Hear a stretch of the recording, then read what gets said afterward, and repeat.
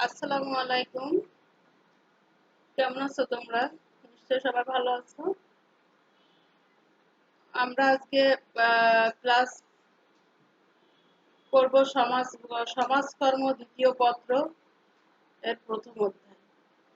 আমরা প্রথম অধ্যায় থেকে যে পাঠটা আজকে আলোচনা করব সেটা হচ্ছে মৌলিক মানবিক চাহিদার ধারণা।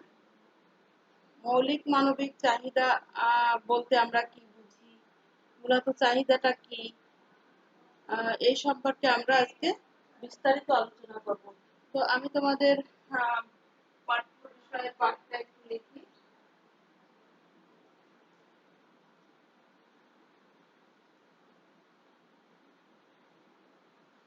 মৌলিক মানবিক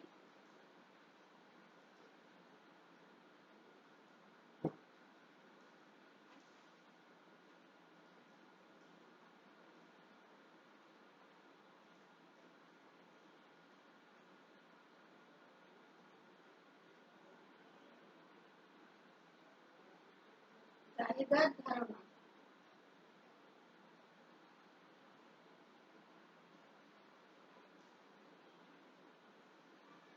মৌলিক মানবিক চাহিদার ধারণা। মানুষ সামাজিক জীব, এটা আমরা সবাই জানি। সমাজে আমরা মিলেমিশে একে অন্যের সাথে ওতপ্রোতভাবে জড়িত হয়ে থাকতে সবাই নিশ্চয়ই পছন্দ করি। তো জীবন রক্ষার জন্য মানুষের রয়েছে সুনির্দিষ্ট কিছু চাহিদা। এই চাহিদা সামাজিকভাবে বসবাস করার পিছনে মানুষের কিছু সামাজিক চাহিদা সবসময় থাকে। যেহেতু মানুষ সমাজবদ্ধ জীব, সমাজ এবং রাষ্ট্রের সুস্থ নাগরিক হিসেবে বসবাস করার জন্য মৌলিক মানবিক চাহিদা বিকল্প নাই, তাই না? এই অধ্যায়ে মৌলিক মানবিক চাহিদার ধারণা, বাংলাদেশের মৌলিক মানবিক চাহিদার বর্তমান পরিস্থিতি, খাদ্য, বস্ত্র, বাসস্থান, শিক্ষা, স্বাস্থ্য, চিত্ত বিনোদন ইত্যাদি, মৌল মানবিক চাহিদার অপ্রয়োজনিত সমস্যা, মৌল মানবিক চাহিদা পূরণের অন্তরায় এবং গৃহীত পদক্ষেপ সম্পর্কে আলোচনা করা হয়েছে। এখান থেকে আমরা আজকে যেটা জানবো সেটা হচ্ছে মৌলিক মানবিক চাহিদার ধারণা। তো চাহিদা একটি আপেক্ষিক প্রত্যয়, কেননা স্থান কাল পাত্র ভেদে সমাজ ও সাংস্কৃতিক ভেদে এর মাঝে ভিন্নতা দেখা যায়, তাই না? চাহিদার সংজ্ঞায় চাহিদার সংজ্ঞায় আমরা যেটা দেখছি সেটা হচ্ছে চাহিদা বলতে কি বুঝি। তোমরা বলতে পারো এক কথায় চাহিদা বলতে আমরা কি বুঝি? চাহিদা বলতে ওইসব দৈহিক, মানসিক, আর্থিক, সাংস্কৃতিক ও সামাজিক প্রয়োজনকে বোঝায় যা বেঁচে থাকার জন্য, কল্যাণ এবং পরিপূর্ণতার জন্য অপরিহার্য। মানুষ যখন সমাজবদ্ধভাবে সমাজ গঠন করে বসবাস করতে শুরু করে তখন থেকে মানুষের খাদ্যের পাশাপাশি কতগুলো চাহিদা মানে বিশেষভাবে দেখা দেয়। আর এই চাহিদাগুলোকে পূরণের মাধ্যমে মানুষের শারীরিক, মানসিক ও সামাজিক বিকাশ ঘটতে থাকে। মানুষের মধ্যে মৌলিক ও মানবিক নামক এই দুই ধরনের চাহিদা উদ্ভব ঘটে, তাই না? মানুষ যখন সমাজবদ্ধভাবে সমাজ গঠন করতে শুরু করতে থাকে তখন তখন থেকে মানুষকে খাদ্যের পাশাপাশি আরো কতকগুলো চাহিদা পূরণ করতে দেখা যায়। সেইগুলো আমরা কি জানি বলো? মানুষের মধ্যে মৌলিক ও মানবিক দুই ধরনের চাহিদার প্রকাশ লক্ষ্য করা যায়। সেই যে মূলত সমাজবিজ্ঞানী চাহিদা প্রত্যয়টির ব্যাখ্যায় মানুষের মৌলিক মানবিক চাহিদার কথা উল্লেখ করেছেন। সেখানে কি উল্লেখ করেছেন সেটা আমরা দেখব। মৌলিক চাহিদাটা কি? মানুষের বেঁচে থাকা এবং দৈহিক বৃদ্ধি বিকাশের জন্য অপরিহার্য প্রয়োজন যেগুলো সেগুলো হচ্ছে মৌলিক চাহিদা। আর মানসিক চাহিদা কি? সুস্থ সামাজিক ভাবে মানুষের বেঁচে থাকার ক্ষেত্রে চাহিদাগুলো মানবিক চাহিদা। এইসব চাহিদাকে সামাজিক চাহিদাও বলা হয়, যেমন বস্ত্র, শিক্ষা, স্বাস্থ্য, চিত্ত বিনোদন, ব্যক্তি স্বাধীনতা ইত্যাদি। মৌলিক মানবিক চাহিদাটা আমাদের এখানে মৌলিক আর মানবিক একসাথেই বলা হয়েছে, কিন্তু এটা দুটো চাহিদা। মৌলিক একটা চাহিদা আর মানবিক আর হচ্ছে আর একটা চাহিদা। তো এই মৌলিক মানবিক চাহিদাগুলোর মধ্যে প্রথমে আছে খাদ্য, দ্বিতীয় বস্ত্র, তৃতীয় বাসস্থান, চতুর্থ স্বাস্থ্য, পঞ্চম শিক্ষা, ষষ্ঠ হচ্ছে চিত্ত বিনোদন, তাই না? তো মৌলিক মানবিক চাহিদার ক্ষেত্রে আমাদের প্রথম ও প্রধান হচ্ছে খাদ্য। মানবিক চাহিদাগুলোর মধ্যে মানবিক চাহিদাগুলোর মধ্যে প্রথমে সবচেয়ে গুরুত্বপূর্ণ যেটা, জৈব উপাদান গ্রহণের মাধ্যমে জীবদেহের গঠন ও তাপ ও শক্তি উৎপাদন বৃদ্ধি সাধন ক্ষয়পূরণ অভ্যন্তরীণ ক্রিয়া কল্যাণ নিয়ন্ত্রণ রোগ প্রতিরোধ পূর্বক দেহকে সুস্থ ও সবল রাখে, তাকে কি বলা হয়? তাকে বলা হয় খাদ্য। খাদ্যের উৎপাদন হলো ছয়টি: আমিষ, শর্করা, স্নেহ, ভিটামিন, লবণ ও পানি, তাই না? মৌলিক মানবিক চাহিদা হিসেবে খাদ্যের অন্যতম বৈশিষ্ট্যটা হলো মানুষ স্বাভাবিক উপায়ে খাদ্যের চাহিদা পূরণে ব্যর্থ হলে অস্বাভাবিক উপায়ে তা পূরণের চেষ্টা করে। কি বললাম আমি? মানুষ স্বাভাবিকভাবে এটা পূরণে ব্যর্থ হলে অস্বাভাবিকভাবে বা অন্য যে কোনো উপায়ে সেটা পূরণের চেষ্টা করে। বস্ত্র সম্পর্কে আমরা একটু দেখি। মানুষের দ্বিতীয় গুরুত্বপূর্ণ মৌলিক চাহিদা হলো বস্ত্র। মানব সভ্যতার ধারক ও বাহক হিসাবে এই বস্ত্র অপরিহার্য নয় তা কিন্তু নয়, বরং তা ব্যক্তির ব্যক্তিত্ব চরিত্র বিকাশে অত্যন্ত গুরুত্ব বহনকারী।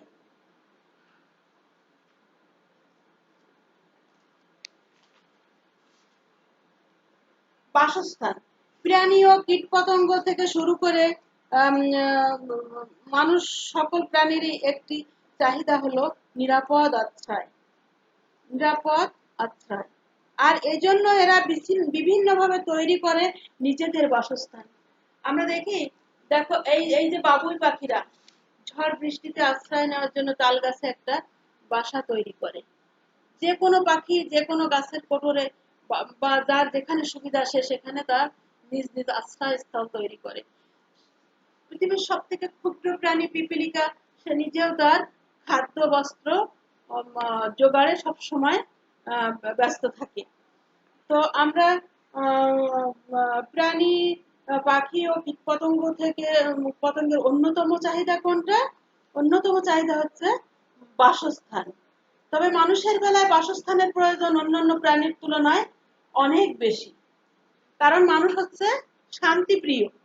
শান্তিতে ঘুমানোর জন্য, ঝড় বৃষ্টি শীততাপ হতে দেহকে রক্ষা করার জন্য, জন্তু জানোয়ারের হাত থেকে চোর ডাকাতের আক্রমণ হতে নিজেকে রক্ষা করার জন্য, পরিবার গঠন ও পরিচালনার প্রয়োজন বেঁধে সাংস্কৃতিক পরিবেশ ও উন্নয়নের জন্য এবং ব্যক্তিগত পারিবারিক ও সামাজিক নিরাপত্তা বিধান ও নিয়ন্ত্রণ বাসস্থানের ভূমিকা খুবই জরুরি, তাই না? শিক্ষা, এবার হচ্ছে শিক্ষা। শিক্ষা হচ্ছে আমাদের চতুর্থ পয়েন্ট। তো শিক্ষাকে কি বলা হয়? শিক্ষাকে বলা হয় জাতির মেরুদণ্ড। শিক্ষা ছাড়া জাতি অচল। যে জাতি যত বেশি শিক্ষিত সে জাতি তত বেশি উন্নত।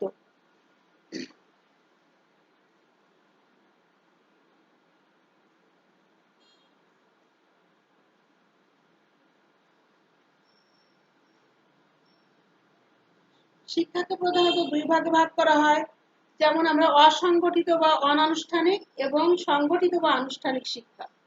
বর্তমানে শিক্ষা বলতে যদিও হচ্ছে এই আনুষ্ঠানিক শিক্ষাকে ধরা হয়, তবু এর বাইরে কিছু মানুষ নিজ নিজ শিক্ষা শিখে নেয়।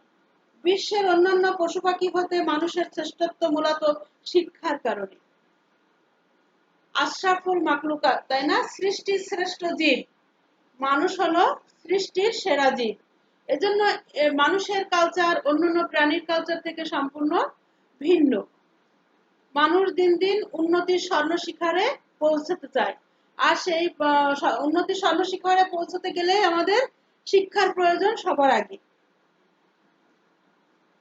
বর্তমানে সকল দেশে শিক্ষাকে বাধ্যতামূলক করা হয়েছে। জাতিসংঘের মানবাধিকার ঘোষণায় শিক্ষাকে মৌলিক চাহিদার মর্যাদা দিয়ে বলা হয়েছে শিক্ষা মানুষকে পরিপূর্ণ মানুষ হিসাবে গড়ে উঠতে সাহায্য করে, যা তাকে আনুষ্ঠানিক যা তাকে আধুনিক ও উৎপাদনক্ষম করে তোলে ও আত্মনির্ভরশীল হওয়ার মাধ্যমে অন্ন, বস্ত্র, পুষ্টি ও আশ্রয়ের মতো অপরিহার্য মৌলিক মানবিক চাহিদা অর্জনযোগ্য ও সক্রিয় ভূমিকা পালনে সহায়তা করে। তারপর কি হচ্ছে চিকিৎসা। জীবন চলার পথে মানুষ মাত্রই নানা কারণে অসুস্থ হতে পারে। এই অবস্থায় দেখা যায় যে চিকিৎসাপত্র, খাদ্য পরিচর্যার ভীষণভাবে প্রয়োজন। এগুলো যথাসময়ে ঠিকভাবে পেলে জীবন সুস্থ হয়ে যায়।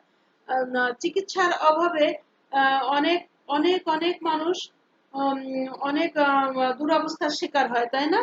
যারা এই এই পরিস্থিতির মোকাবেলা করতে অক্ষম, যাদের অর্থনৈতিক অসচ্ছলতা বা যারা শিক্ষা অপরগ, তারা ওই বিভিন্ন সময় বিভিন্ন অসুখ বিসুখকে খুব হেলামি করে, প্রশ্রয় দেয় না, ভাবে আজকে হয়েছে কাল সেরে যাবে। এই এগুলো কিন্তু আমাদের উচিত নয়। আমাদের যে কোনো বিষয়ে সবসময় সচেতন থাকা উচিত। স্বাস্থ্যবান লোক পরিশ্রমী, কর্মঠ ও অধ্যবসায়ী হয়, তাই না? শরীর সুস্থ না থাকলে পৃথিবীর কোনো কিছুই ভালো লাগে না, মানুষ কোনো কিছুর দিকে আগাতে পারে না। সুস্বাস্থ্য ও সুস্বাস্থ্যতার উপরই নির্ভর করে মানুষের ব্যক্তিরাই দেশ ও জাতি গঠনে ব্যাপক অবদান রাখে। শিক্ষা, কর্ম আর উন্নতি সবকিছুই এই সুস্থতার উপর নির্ভর করে। যে কারণে স্বাস্থ্যসেবা অর্থাৎ চিকিৎসা আধুনিক মানুষের একটি অন্যতম মৌলিক চাহিদা। তাই বিশ্বের প্রতিটি দেশেই নাগরিকদের স্বাস্থ্যসেবা প্রদানে অঙ্গীকার। চিত্ত বিনোদন, বিনোদনে অংশ নেওয়া মানুষের একটি সহজাত প্রবৃত্তি। বিনোদনে অংশ নেওয়া মানুষের একটি সহজাত প্রবৃত্তি। কবিগুরু রবি ঠাকুর কি বলেছেন আমাদের বিনোদন সম্পর্কিত বিষয়ে, তোমরা কি জানো? বলছে যে শিক্ষার মাঝে আনন্দ নেই, সে শিক্ষা কোনো প্রকৃত শিক্ষা হতে পারে না। মানুষ আনন্দ আহ্লাদের মাঝে বেঁচে থাকলে নিজেকে অনেক সুস্থ দেহী করে গড়ে তুলতে পারে। আমাদেরকে সবসময় শিক্ষা, বাসস্থান, চিকিৎসা ইত্যাদির পাশাপাশি চিত্ত বিনোদন এর দিকেও একটু খেয়াল রাখতে হবে। বিনোদন মানুষের চিত্তকে সুস্থ ও সবল রাখে, আর সুস্থতায় সকল সুস্বাস্থ্যের মূল।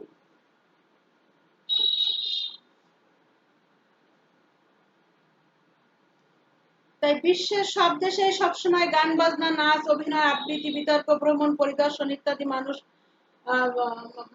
জড়িত থেকেছে। বর্তমানে বেতার, টিভি, নাটক, সিনেমা, বই, পত্রিকা, পার্ক, চিড়িয়াখানা, কম্পিউটার, ক্রীড়া, পর্যটন ইত্যাদি মানুষের চিত্ত বিনোদনের অনস্বীকার্য উপকরণ হিসাবে চালু রয়েছে।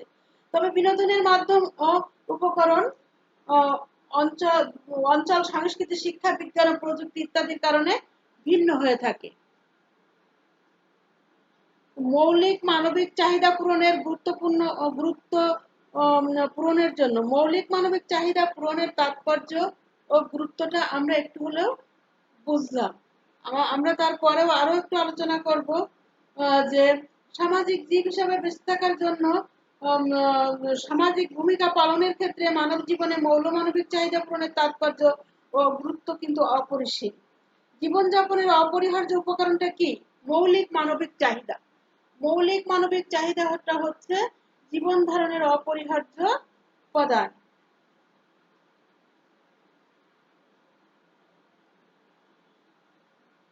মৌলিক মানবিক চাহিদা পূরণের জন্য, জীবন ধারণ এবং দৈহিক বিকাশের জন্য, মানসিক ও বুদ্ধিবৃত্তিক বিকাশের জন্য, এর সামাজিক জীব হিসেবে মর্যাদা রক্ষার জন্য আমাদের মৌলিক মানবিক চাহিদা বিরাট ভূমিকা রাখে। সর্বোপরি বলা যায় মৌলিক মানবিক চাহিদা পূরণ করা না গেলে সুখী সমৃদ্ধশালী সমাজ ব্যবস্থা গড়ে তোলা কোনোভাবেই সম্ভব নয়। তাই মানব জীবনে মৌলিক মানবিক চাহিদা পূরণ অত্যন্ত অপরিহার্য। বর্তমানে বাংলাদেশের মৌলিক মানবিক চাহিদার যে পরিস্থিতি, সে সম্পর্কে আমাদের সকলেরই জানা উচিত। একটি দেশের আর্থসামাজিক অবস্থার উপর সে দেশের জনগণের মৌলিক মানবিক চাহিদা পূরণ নির্ভরশীল। আর্থসামাজিক অবস্থার বিভিন্ন কারণে মৌলিক মানবিক চাহিদা পূরণের ক্ষেত্রে পার্থক্য পরিলক্ষিত হয়, তাই না? বর্তমানে কৃষি নির্ভর বাংলাদেশের মাথাপিছু আয় কত? 1909 সালে বর্তমানে কৃষি নির্ভর বাংলাদেশের মাথাপিছু আয় 1909 সালে মার্কিন ডলারে পৌঁছেছে। তো আমাদের দেশের মাথাপিছু আয়টা মার্কিন ডলারে পৌঁছেছে কত সালে? 1909 সালে। তাছাড়া বিভিন্ন প্রাকৃতিক দুর্যোগ, খরা, অতিবৃষ্টি, ঝড়, ঘূর্ণিঝড়, টর্নেডো প্রভৃতি কৃষি উৎপাদনকে মারাত্মকভাবে ব্যাহত করে। যদিও শিল্পক্ষেত্রে বাংলাদেশের ধীরে ধীরে উন্নতি সাধন করছে, বর্তমানে দারিদ্র্যের হার আমাদের দেশে 21.8% পৌঁছেছে, তাই না? দারিদ্র্য বিমোচনে বাংলাদেশ উন্নয়নশীল অনেক দারিদ্র্য বিমোচনে বাংলাদেশ উন্নয়নশীল অনেক দেশের চেয়ে এগিয়ে থাকলেও এখনো মোট জনসংখ্যার কত অংশ দারিদ্র্য সীমার নিচে বসবাস করে তোমরা জানো? 1/4। এখনো আমরা উন্নয়নশীল দেশ হিসেবে পরিণত হলেও আমাদের 1/4 লোক দারিদ্র্য সীমার নিচে বসবাস করে। দারিদ্র্য সীমার নিচে বসবাসকারী এই সকল লোকের পক্ষে সকল মৌলিক মানবিক চাহিদা পূরণ তো দূরে থাক, এরা খাদ্য, বস্ত্র, বাসস্থানের সমস্যা মোকাবেলা করতেও অক্ষম। কি অক্ষম না সক্ষম? নিশ্চয় অক্ষম, তাই না? তো আমরা কি জানলাম? মৌলিক মানবিক চাহিদা কি বুঝি, বলতে কি বুঝি? আমাদের দেশে প্রধানত কয়টি চাহিদা হচ্ছে আমরা প্রথমত জানতে শিখেছি, সেটা হচ্ছে দুইটা, মৌলিক ও মানবিক। তো মৌলিক চাহিদাগুলো কি আর মানবিক চাহিদাগুলো কি আমরা এটাও জানলাম। আর মৌলিক মানবিক চাহিদাগুলো একত্রে কি আমরা সেটাও জানছি। এগুলো হচ্ছে খাদ্য, বস্ত্র, বাসস্থান, শিক্ষা, স্বাস্থ্য, চিকিৎসা ইত্যাদি, চিত্ত বিনোদন, আমরা এগুলো সম্পর্কেও একটু জানলাম। তারপর আমাদের মৌলিক মানবিক চাহিদা পূরণের যে গুরুত্ব, আমরা সেটা সম্পর্কেও একটু আলোচনা করছি। তো এর ভিতর যে আমাদের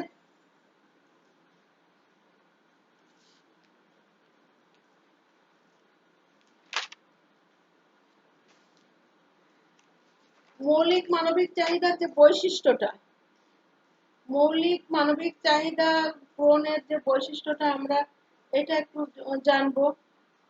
যে মানুষের মৌলিক মানবিক চাহিদার কিছু স্বতন্ত্র বৈশিষ্ট্য রয়েছে, যা অন্যান্য প্রাণী ও জীবজগতের বৈশিষ্ট্য হতে ভিন্ন। নিচে বৈশিষ্ট্যগুলো আলোচনা করা হলো, এভাবে আমাদের লিখতে হবে বৈশিষ্ট্যটা। তো আমাদের আগে মানে প্রথমে আমাদের আগে জানতে হবে বৈশিষ্ট্যগুলো কি, তারপর তার বর্ণনা দিব, তাই না? বৈশিষ্ট্যগুলো জানা থাকলে কিন্তু বর্ণনা আমরা এমনিতেই হচ্ছে লিখতে পারবো, বা বর্ণনা সম্পর্কে আমরা কম বেশি সবাই জানি। তো সেইগুলো হচ্ছে অপরিহার্য, চিরন্তন ও সার্বজনীন, অপরিবর্তনীয়, চলমান, অবিচ্ছেদ্য, শিক্ষার প্রভাব, ভৌগোলিক ও সামাজিক পরিবেশের প্রভাব।